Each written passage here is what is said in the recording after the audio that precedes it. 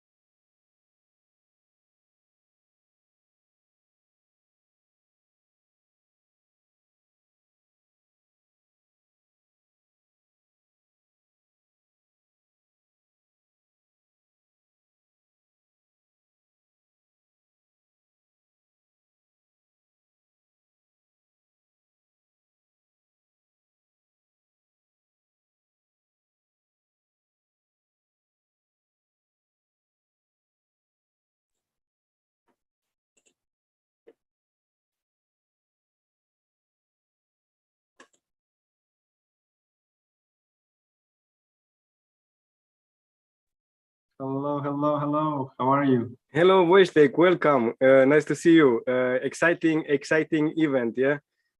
Yes, let's go. Let's start this thing. Let me choose the background or whatever.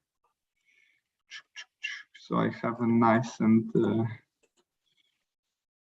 oh, I can only do that. That's okay. It's all right. That's good enough anyway. Yeah. How are you today? Well, I'm excited. Just a second to put also some news about about the event on my LinkedIn as well. Wonderful. So the way I see, I imagine it is like we'll start first with like when people come in, they can sort of have the camera on and stuff. And we say hi. And then the moment when we start, it's only us two, yeah? Yeah, definitely. Yes, you will introduce people as soon as they come along, and then after that we'll just mute everyone else, and then we'll have a discussion, and at the end we have a Q&A. Yes, wonderful. Yeah, so I'll ask everyone to turn off their cameras when it's time for the start, let's say. And let me just first, and that's nice. Yeah, I prepared some questions, but I believe it's going to be more than enough considering the time. Well, you know, we'll give it a little start, then you'll talk a little bit. I'll be pushing and pulling in different directions, and then I'll probably follow up with those questions, and then we'll see what people would like to know. I think maybe some of the questions I'll save in case no one asks any questions, because that's also a thing that happens, isn't it? People get really weirded out. Yeah, you know, I'm excited about this event because I'm considering that this event is especially for my children, and because I want to leave a legacy to them. And even if nobody show up to this event, it's still fine. I'm looking forward. I'm looking forward to add value to the teenagers and whoever is watching this recording in the future. This I hope this is for you, and it can help you to educate yourself and be wiser in regards to financial matters. Yeah, isn't it amazing? We're basically talking into the future. Yes, exactly. We clone ourselves. Yeah, sending ourselves out into space. Yeah. And that's cool. No, and that's beautiful, I think, as well, you know, in terms of keeping it on the channel and having it for the future for yourself as well. And it's just like, at the end of the day, it's going to be a great little adventure of ours and a resource tool to see where we can take it. I'm going to be taking notes as well, you know. Yeah. I'm also, you know, I think everyone can learn from anyone else, and I think it's important to understand that if you learn from other people's mistakes, is better instead of repeating, instead of doing the same mistakes.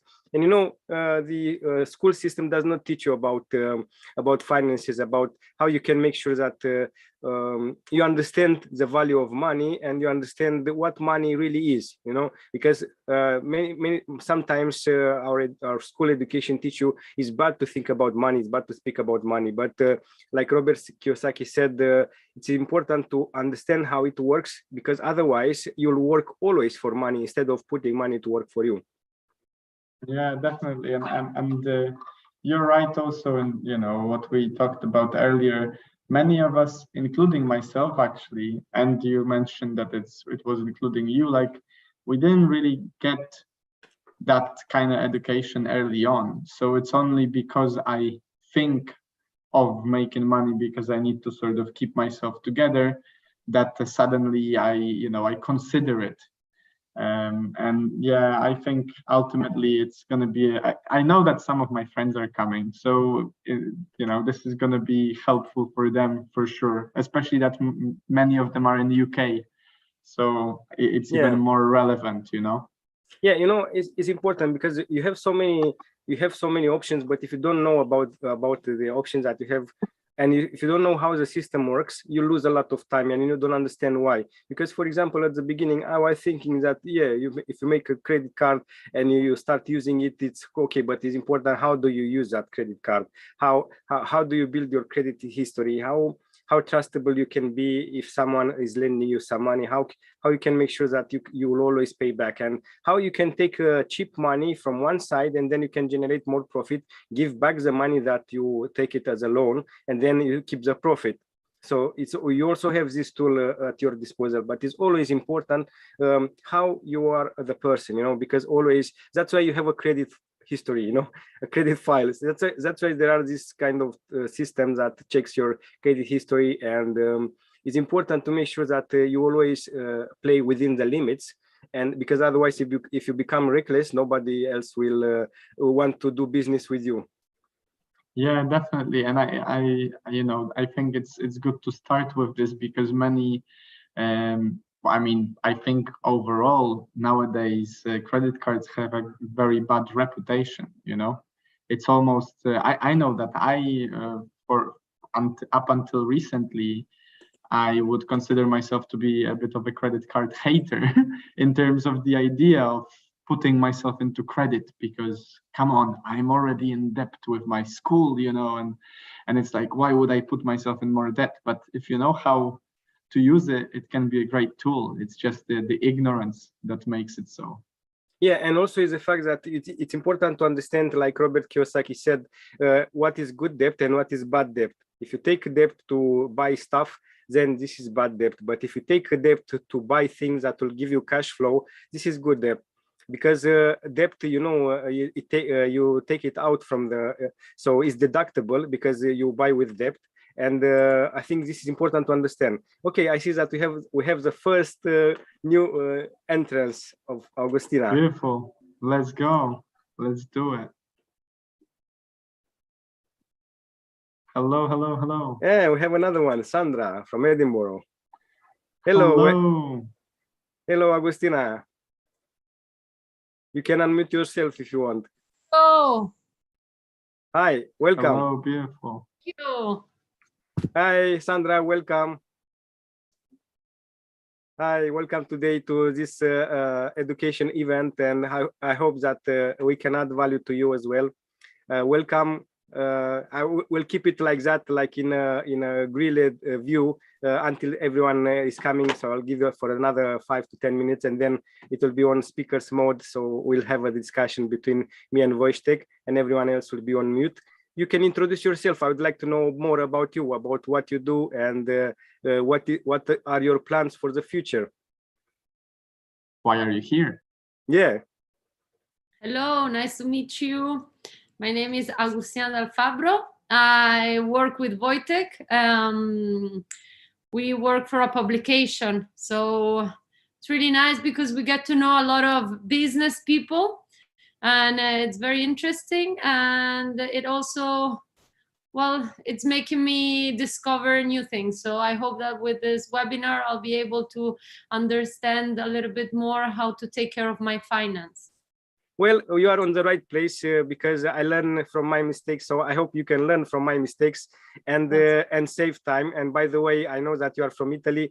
I used to live for about 5 years in Rome, in Italy. We can speak also Italian, but this is not the place. So welcome, or benvenuta. Grazie, grazie mille. Hi, Sandra, welcome. You're on mute. We cannot hear you. Yeah.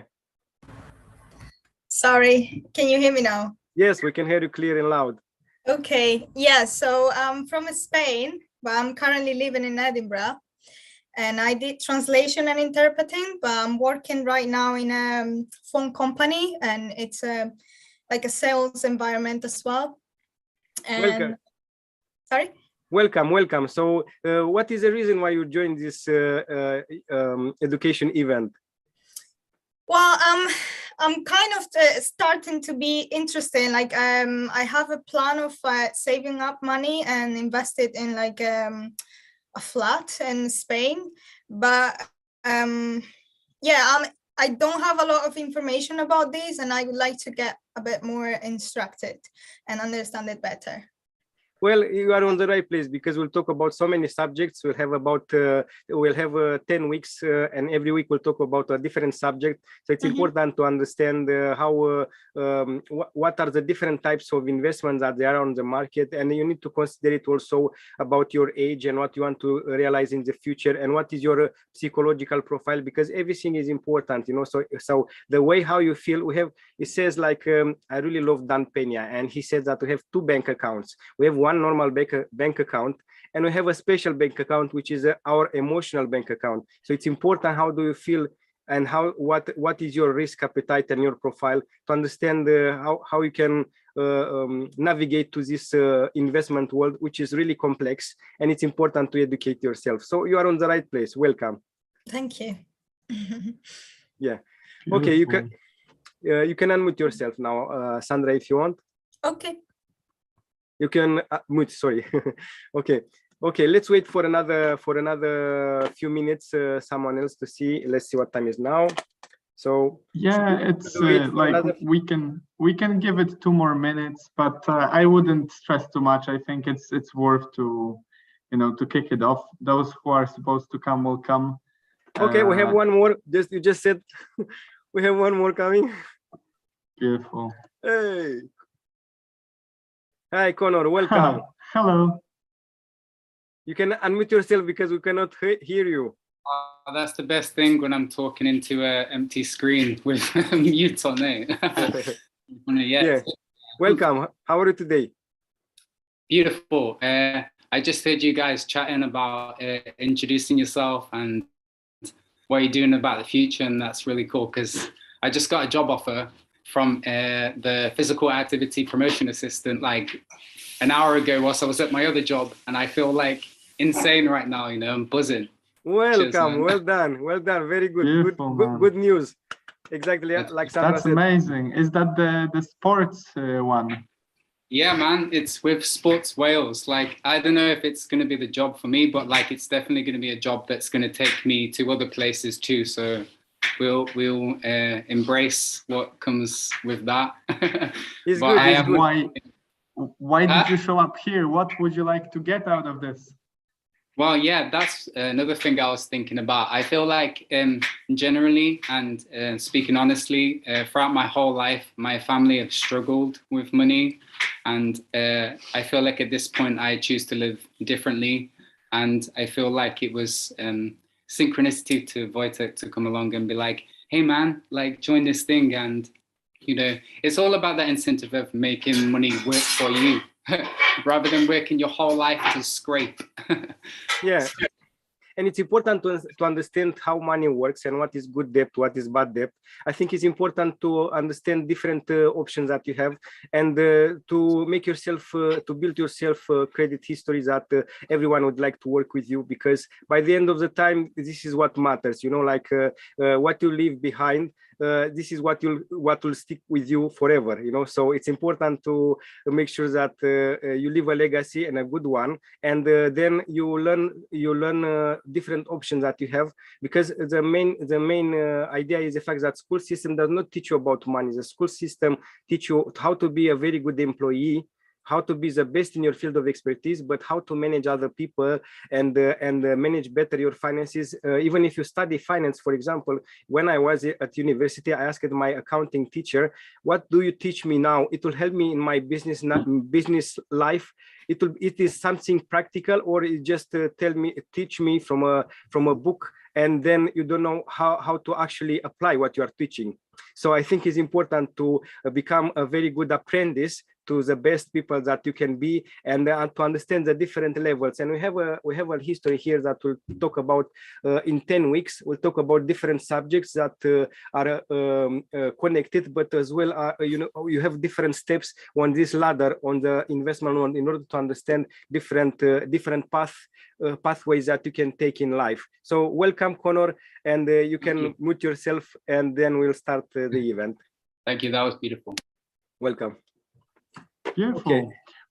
Okay, guys. So what we're gonna do to keep me and Florin in front, if you could turn off your cameras just for now, we'll kick it off with a few pieces that we've prepared for you. I'm gonna be acting here as a sort of the green guy asking the directions of the master, and then once we've sort of exerted our topic for today, we will give you a chance to ask some questions. So for now, feel free to take a note. If you have any question, you can pop it in the chat, and we'll leave it till the end. But let's start. Let's kick it off, and let's see where this takes us. So first and foremost, Florin, before we even depart on the idea of credit history and making the money work for us, Let us ask this question, which so many people ask, is like, how should I even start? What is the percentage of maybe something that I earn each month, or what is the percentage of the pocket money I get from my parents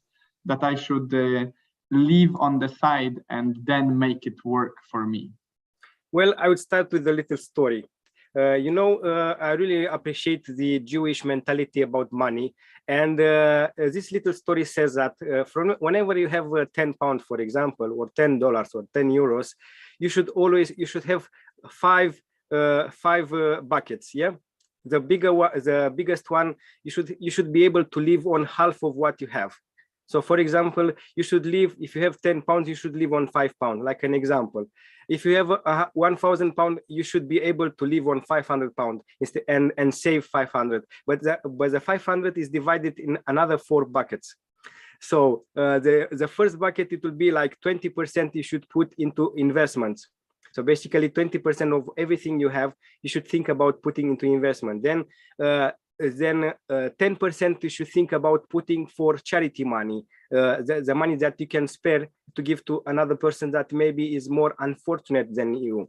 And then 10% you should give to leave it for unexpected expenses, and another 10% you should think about your education. So always think about 10% education, 20% investment, 10% charity, and what I just said earlier. So I think it's important to live below your means, not over your means, because otherwise you'll always start borrowing money, and you'll create a very bad credit history, because you create bad debt and to acquire stuff that maybe does not have any value as soon as you acquired. And you should always think about creating maybe a good debt that you build assets to create cash flow. Okay, yes, so perfect. Let me just rephrase and remind everyone. So what we've been talking about is 50% of what you earn, you can spend on living, whereas the other 50% you should, divide into 4 buckets, 10% free buckets and 20% one bucket. And we're going to explore that further. So Florian, could you elaborate on this idea of a bad debt and a good debt? What is the difference?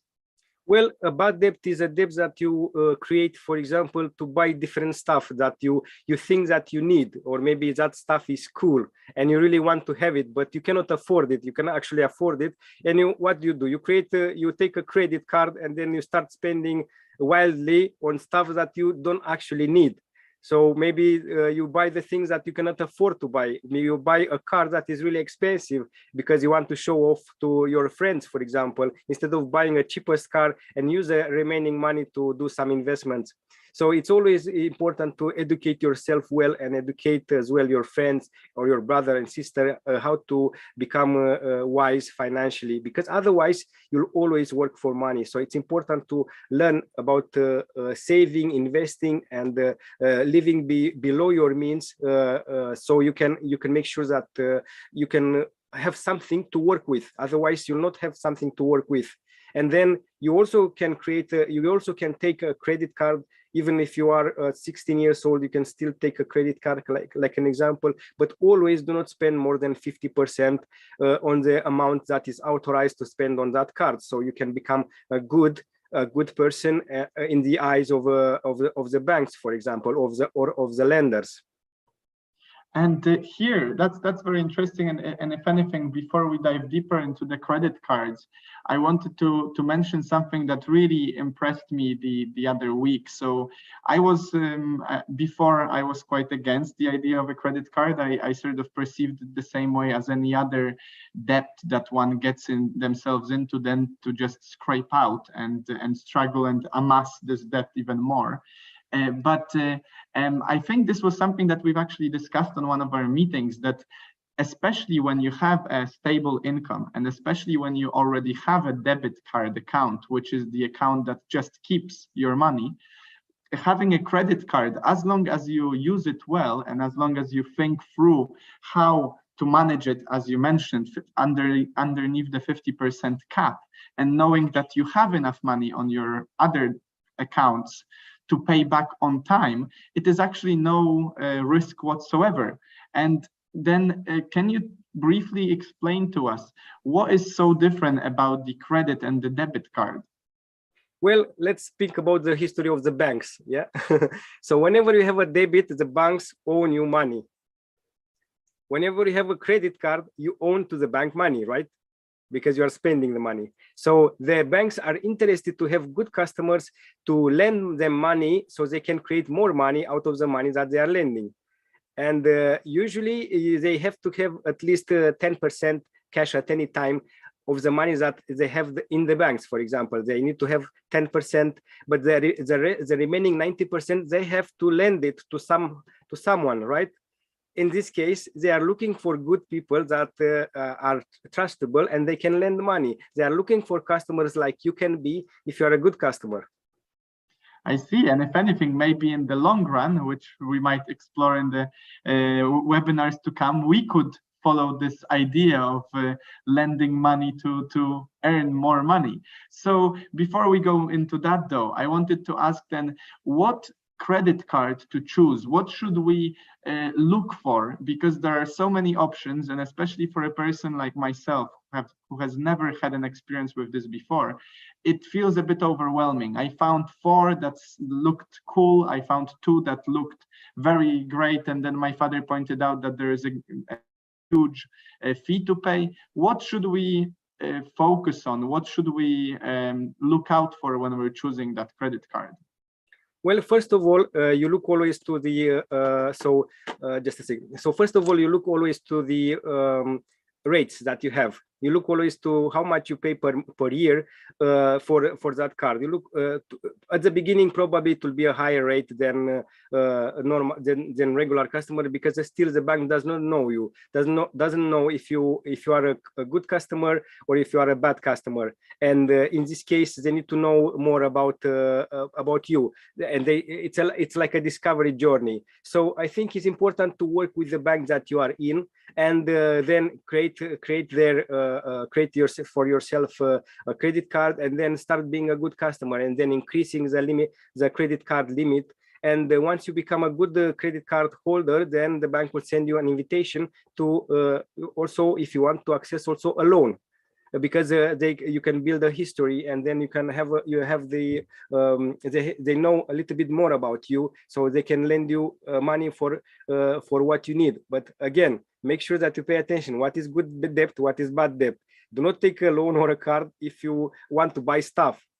If you buy something that it will create you cash flow, for example, if you buy a property and then you'll rent it, this will create for you cash flow. Make sure that the cash flow is positive and is not negative, because you have 2 different types of cash flow: a property that can take you out money from your pocket, and a property, for example, that put you money into your pocket. So you always need to look into if it's a good business or not, like an example. That's very, very true. And if anything, this is going to be probably a bigger part of our discussion and I think in the 7th episode. So when it comes to the idea of a loan, and something that popped into my head straight away when we were talking about this 50% cap, what do we do? Should we still try to use that 50% if the 50% of our credit score, monthly credit expense, let's say, is more than 50% of what we earn? So suddenly we're overspending in terms of our income, but we're using full 50% of the credit card. Is there a benefit of that, or should we stay on the safer side during that time? Basically, it's important to look into what you are looking to buy with that 50%. So what you are looking to buy, is it a good deal or is it a bad deal? Because if it's a bad deal, it doesn't make sense to waste your time and money and put yourself to the risk. So it's important to take calculated risk and see what are the rewards, the risk and rewards if you do anything with those money, like an example. And it's important to do something that matters to you to build assets. So think about that. The entrepreneurs do not work for money. The entrepreneurs work for assets. So think like an entrepreneur.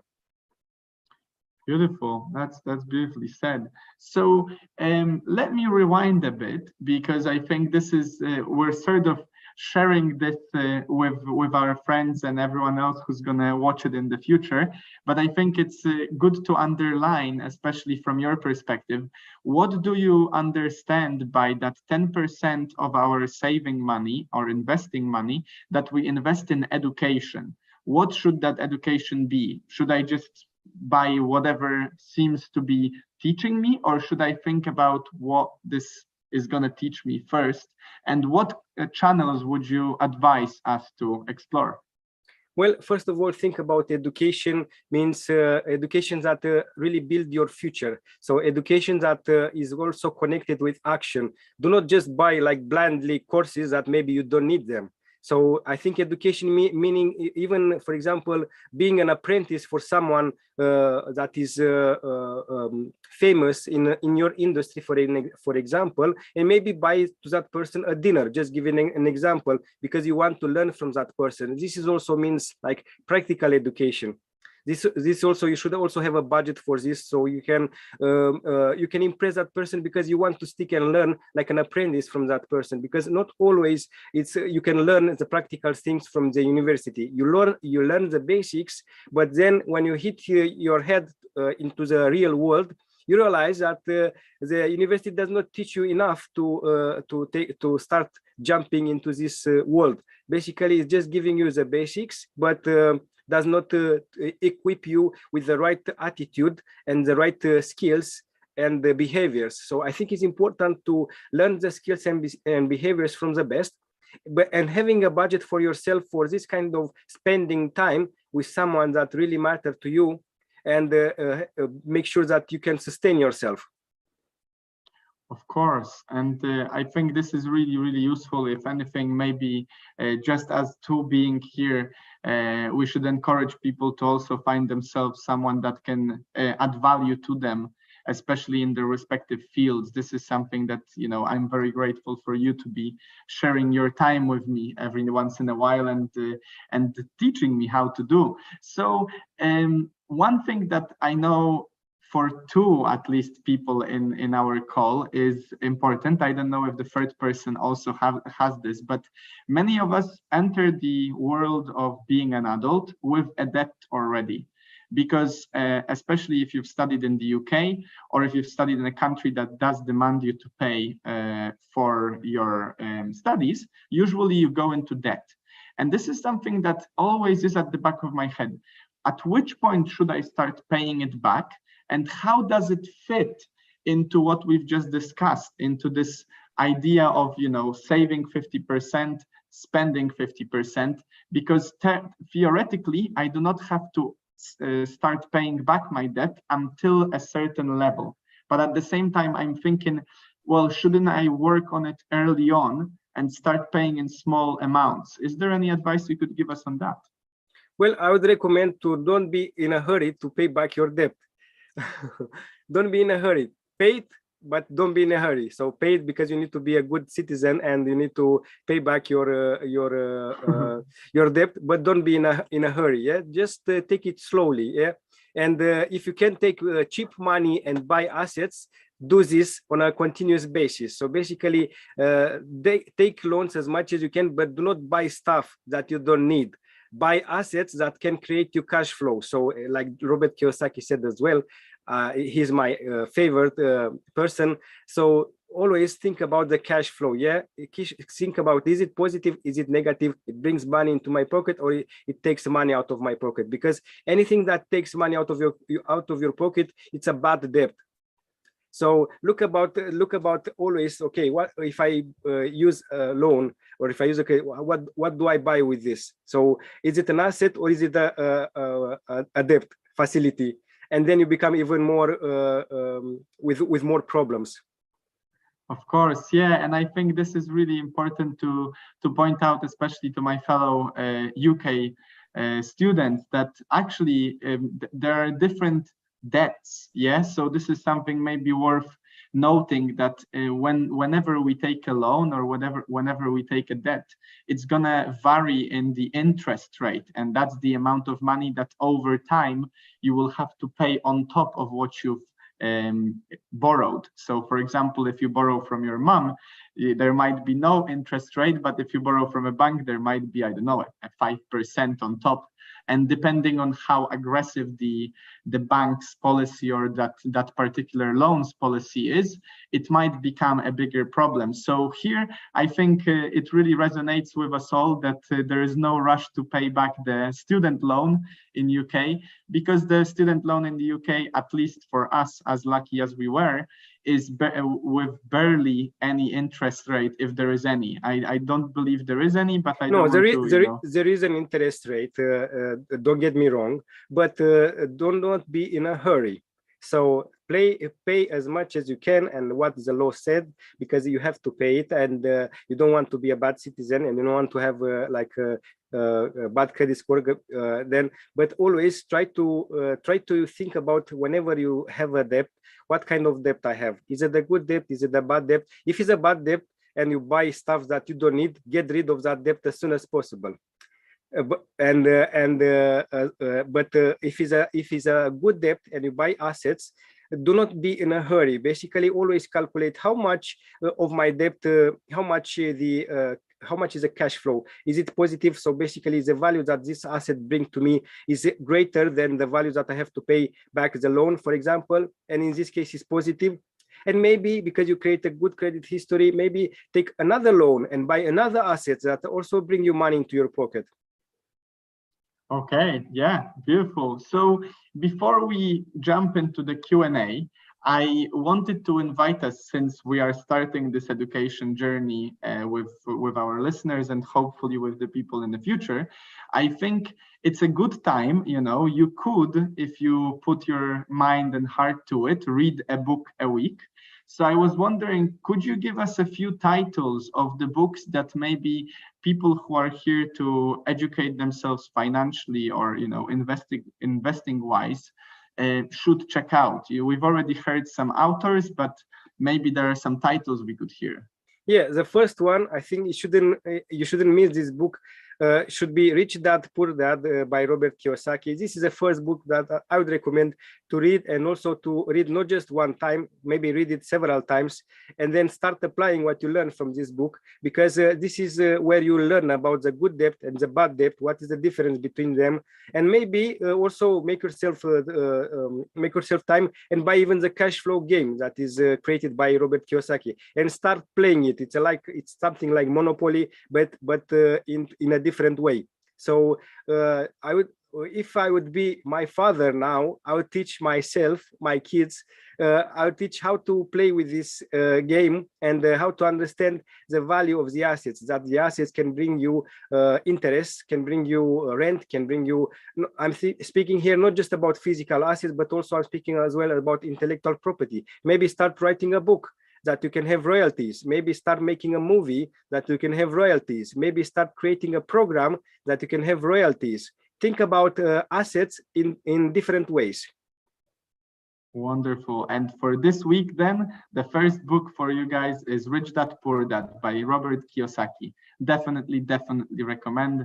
And it's also a wonderful book. Okay, so I think it's about time we give our listeners, our audience, a chance to ask some questions, because we've been talking for a while. I know there's probably some wonderings about what was said, and maybe some follow-ups. So guys, if you would like to fire off on the chat, or maybe you'd like to just say it, put your cameras on, feel free to do so. Let's see it. Yeah, unmute yourself. Good. Yes, Kono? I'm wondering about the credit card thing, because as someone that, I've heard of people having credit cards. My family have never had credit cards. Maybe they're not in a position to do that once I was younger. Would you recommend getting a credit card at this point as someone that's never had one before? I heard you talking about it improves your credit score, but like Wojtek said at some point, I think I have no idea what what happens when it comes to that. So I'm just wondering, would you recommend me actually applying for one and doing that? Well, I will tell you my story because I didn't know that.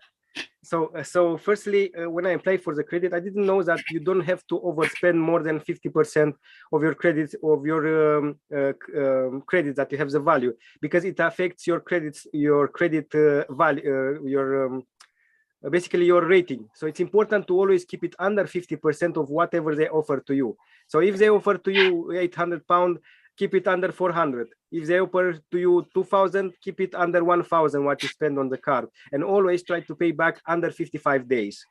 So basically, if you take it, make sure that the moment you start to pay it back in 55 days, always make sure that you are always on time.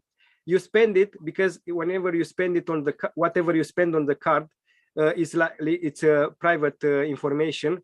If you spend anything on the debit card, it will be public information for the banks, which means that if you make reckless spending, you'll not look like a good customer.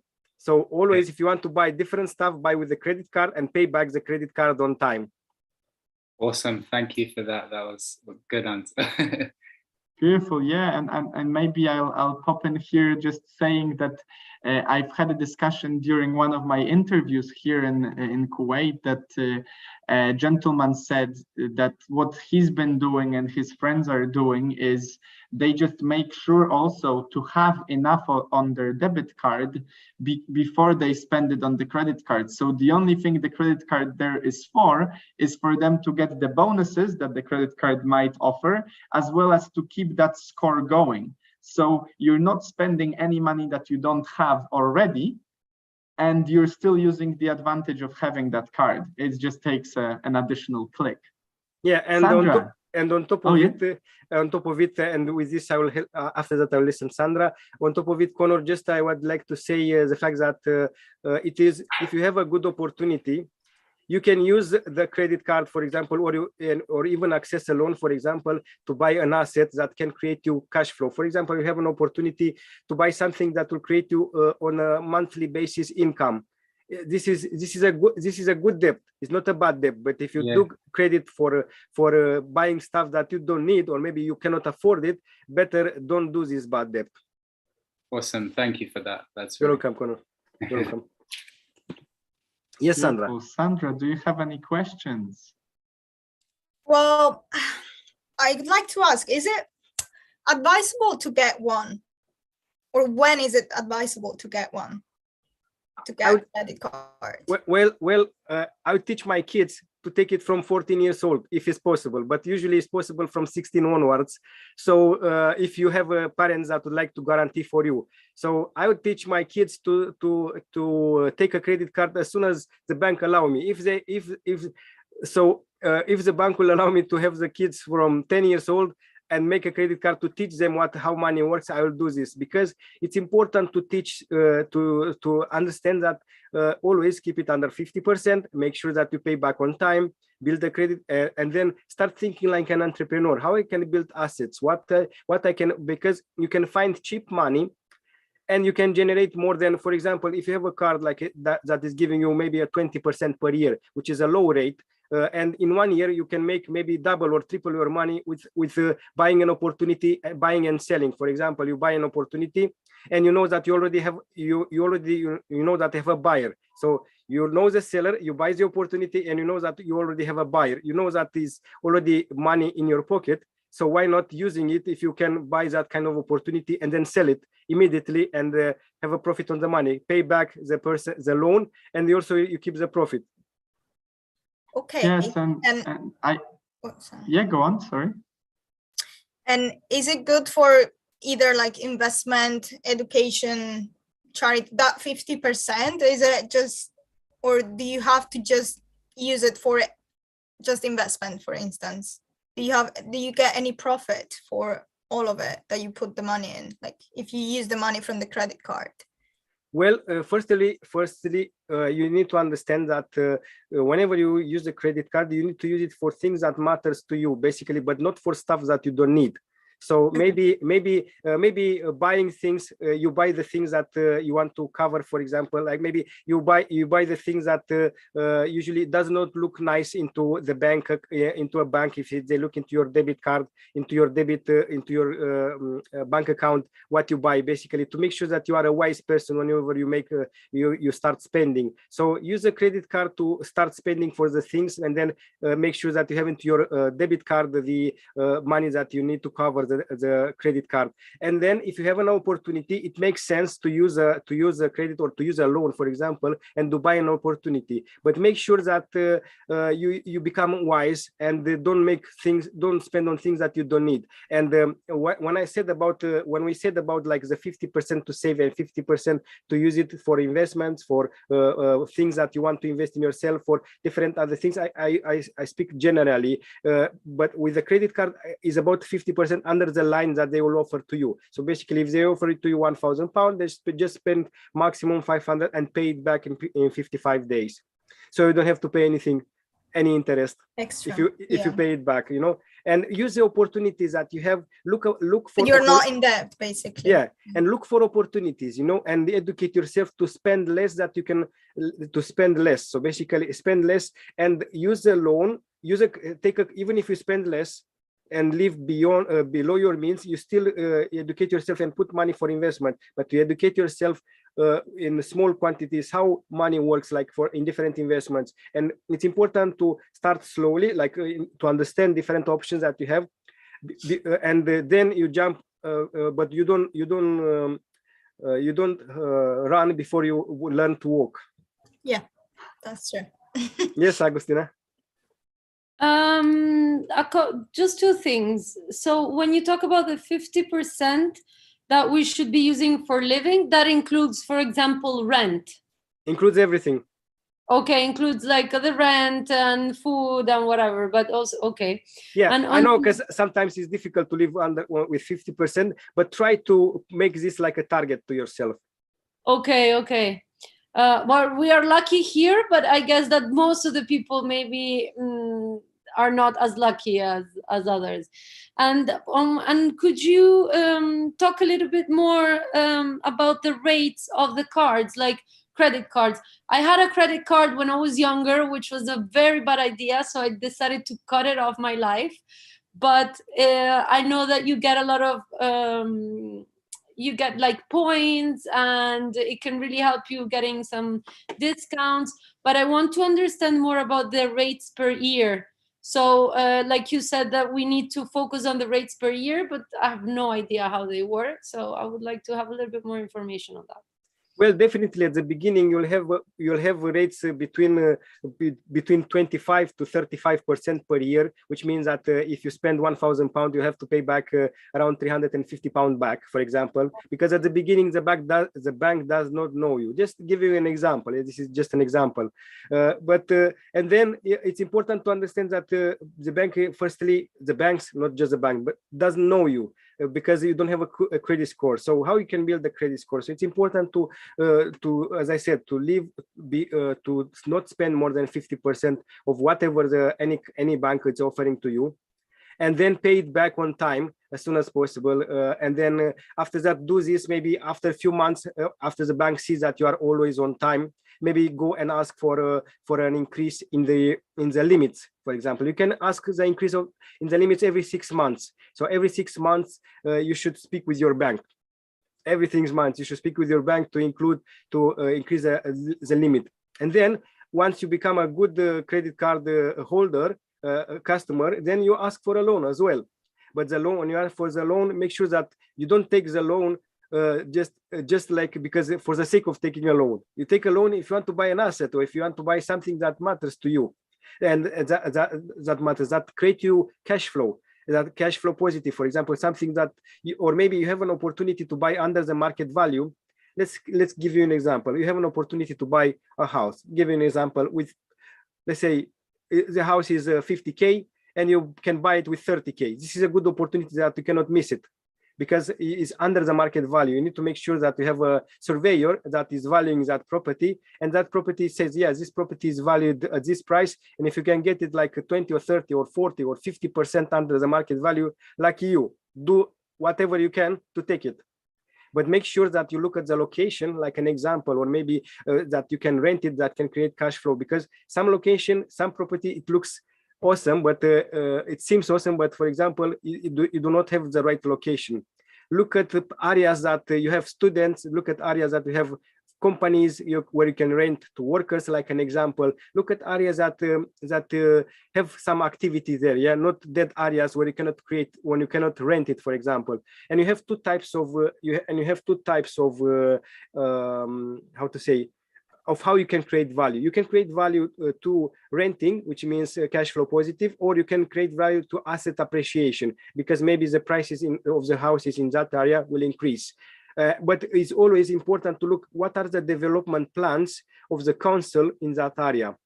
So is it the council looking to create different options? Maybe you have big developments happening. Then in that case, it's a good area to have some money in. Okay, and going back to the credit card. So you said that you would start with a 25 to 30% rate. What is the minimum rate? And the biggest yes. one, the minimum rate at the beginning should be around 35. And then it gets they lower. Decrease lower, yeah, lower with time. Yeah, lower in until what time. point? You can get even 15-20% max. Okay. You can, you know, it depends how good you are as a customer. And so the idea for what you're saying is a credit card can be used for future investment, like to use it in the future, in the long term, like to get a loan in order to invest with this loan into an asset that creates a cash flow. Yes, indeed. Basically, okay. with the credit card, you create a credit history, and in the future, the bank will invite you to apply for a loan, which is better, because for a loan, with a loan, you can pay around between 10 to 15% per year, and with a credit card, you pay between 25 to 35% per year, which is the interest is higher with the credit card. But if you don't have a credit history, then the bank will not have the courage to give you a loan at that cheap, basically to give you cheap money, because the bank does not know you. Okay, great, thank you. I think one more thing before we go that is worth mentioning, so we don't cause any miscommunication, let's say, or confusion, because we're talking about all those numbers, is ultimately the idea of the credit card is to put money through it rather than to use it on its own. So we do not at any point suggest using a credit card if you don't have the money to cover whatever that credit card is going to be used for. And in situation that you have money on an account, for whatever reason, because you're earning or because you have some savings, the credit card here is only to use it as the idea, almost like a little truck that you move that money from one place to another, but it's not in itself creating any value of that money.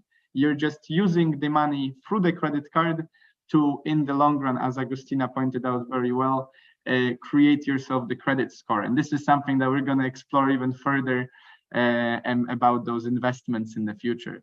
So, guys, do you feel like you have any other question whatsoever? One last question. Come on. I would like to say, with this, when you say with the credit card, keep it under 50%, and say you said pay it back in 55 days, right? Yes.